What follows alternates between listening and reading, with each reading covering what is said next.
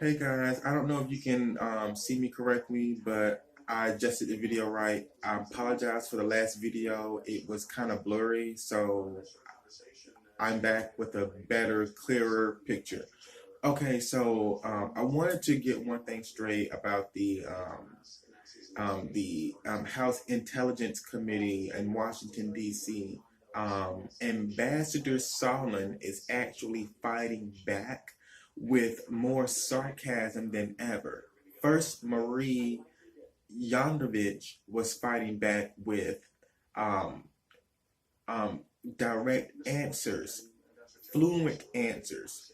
And I mean, this was like crystal clear. And I saw some people on the pulpit who were also ambassadors um, who weren't so blunt with responding back to a judge.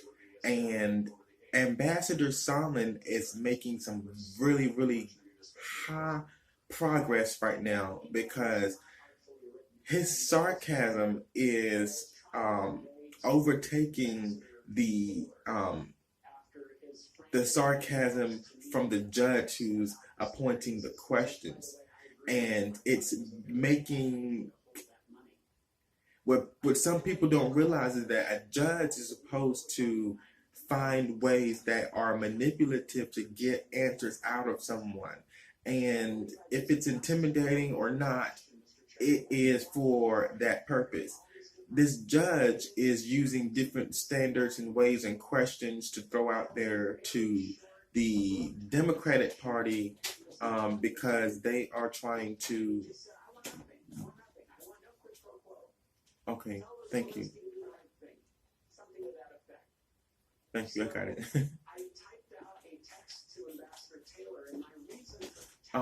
The Democratic Party, and it could be a Republican Party as well, but the right now the Democrats we know are attacking Donald Trump here and the whole Republican Party. So, but on the other hand, Salmon is using his sarcasm to fight back with questions that the judge should know already, or questions that aren't relatable to the information of why they're in court.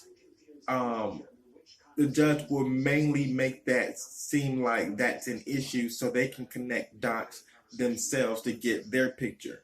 But I'm proud of Solomon. Um, I'm very proud of Ambassador Solomon because he's actually given the opportunity to use his power and reinforce all types of um,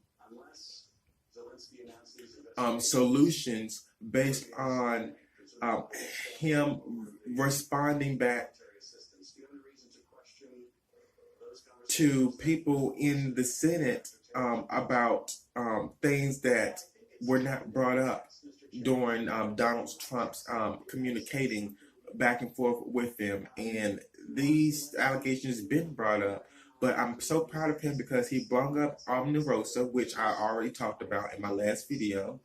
Um, he's also brought up the fact that they are not looking at the bigger picture, and he Ambassador Solomon understands the questions that he is being given, so he's not hesitant in responding back and giving them answers because this is all something that he's worked hard on, he's planned out, and again, he's been working within the system for an X amount of years also. So people should really, really look forward into that. Um, they are finding all type of reasons right now to not terminate Donald Trump from his duties based on the fact that they believe that people are using small amounts of information to um, um, degrade this guy's position as the president of the United States of America. And everyone came forth pretty much, someone thought that, it wasn't enough information, or they were given information from first, second, third, and fourth hand individuals, and none of the information was accurate enough um, um, to execute the prosecution for the actual impeachment that they've been trying to do for almost half a year now. Um, he's almost at the end of his term, but he still has another year. The election's not necessarily until November of 2020. So, yeah. Um, I'm very proud of Ambassador Sondland for him standing up and actually being more open to identify each area of a miscommunication that the President Donald Trump has had between the ambassadors and the people from the White House. Now, what is really odd is that they're saying that Donald Trump is all the ambassadors. That's what I mean by they. All the ambassadors have came forth and testified that somewhere in the time frame where they had communicated, whether it was from Donald Trump himself or from people around him, it was very shorthand when it came to Donald Trump himself, but it was more um,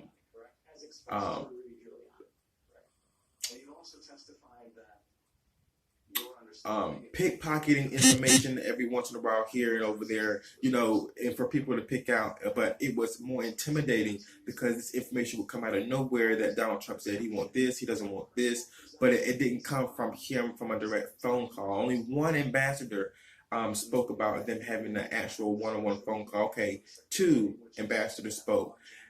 Donald Trump has spoke with every ambassador that is coming forth on the pulpit, at least once. But for the allegations based on the deals made in Ukraine, they have not had a 100% conversation with Donald Trump one-on-one, and it's all been second, third, and fourth hand. Donald Trump complains about the first, second, and third. Well, actually, not the first. Donald Trump is complaining about people giving information based on second, third, and fourth hand, and the ambassadors are feeling like, they're getting information from Donald Trump from second, third, and fourth hand. You guys have to put the pieces together. So just start. Go ahead and put them together right now. I'll let you guys put that. And again, do not fall for the media mistakes. Bye.